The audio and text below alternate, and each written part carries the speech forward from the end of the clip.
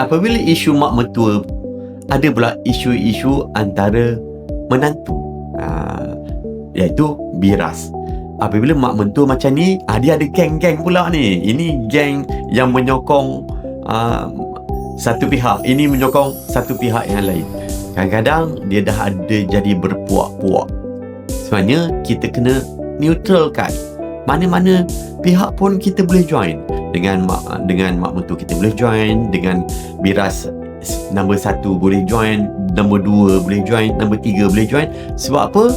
Kita tidak meletakkan judgement. Apabila kita meletakkan judgement atau kita meletakkan satu anchoring, otak kita akan bias.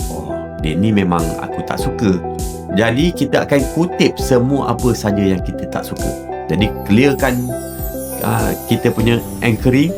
Apa-apa saat kehidupan kita, semua kita perlu nikmati. Tak kiralah masa sedih ke, masa duka ke, masa gembira ke, masa marah, semua itu kita nikmati dan kita letakkan ke tepi apa yang kita dah bias dalam otak kita.